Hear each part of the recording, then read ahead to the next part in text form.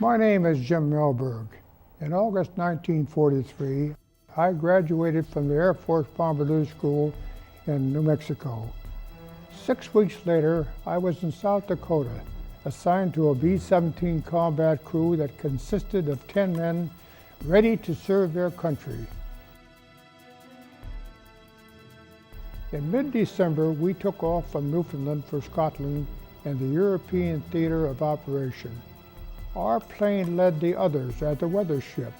We were to relay back all pertinent information by radio.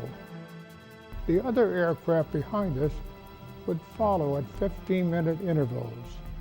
Leaving after midnight, we were expected to arrive in Scotland about noontime the following day.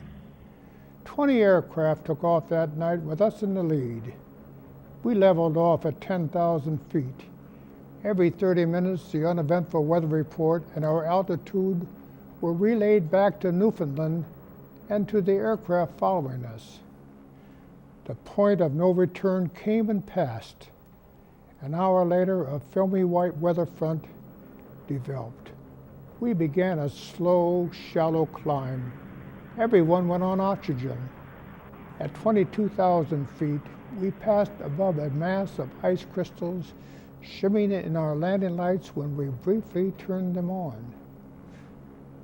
Sometime later, all 4 engines stopped. To avoid stalling, we began a steep descent. As our altitude diminished, the 4 propellers continued to windmill. However, at the lower altitude, the temperature had gotten warmer, so the pilots tried the engines again. They started with engine number 1. It burped a flash of yellow flame and a billow of black smoke before roaring to normal. Then, to balance the plane, engine number 4 was started, and we finally achieved a smooth run. We were now at 300 feet, boosting the 2 working engines to maximum performance and still going down about 20 feet per minute. The pilot barked, "Throw everything out that can be torn loose," and tons of cargo, along with the machine guns, all our clothing, personnel records, our parachutes, and a new $8,000 Sperry Norden bomb sight dropped out the bomb bay doors into the North Sea. Our descent stopped at 100 feet. Everyone huddled in the radio room, positioned for crash landing, knowing if we hit the water, we would not survive. The radio operator was notifying Newfoundland, "Dangerous, unstable icing conditions exist. Recommend all aircraft return to base."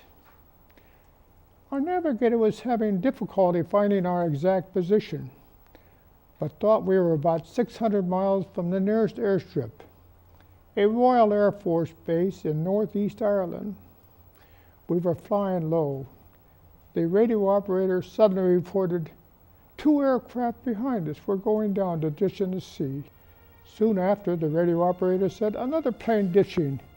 He asked if he should secure the radio transmission key down now, so that they could track us from the Irish shore if we went down. The first streak of daybreak gave us some hope that we would make it.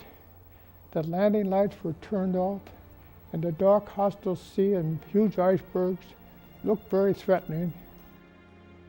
We began to look for the western shore of Ireland. At last, a runway appeared, and the approach was routine and straight in. As Ireland was not at war, British, American guards and intelligence officers swarmed around us as though we were the enemy. We had to explain we were there and not in Scotland. Later, we heard the grim news that 10 aircraft and more than 100 men had gone down that dreadful night. All were lost. The remaining planes were recalled in time to safely return to Newfoundland. Our plane was the only one to get through. My co-pilot remarked to me, "Jim, were we saved on this flight so we could lose our life in combat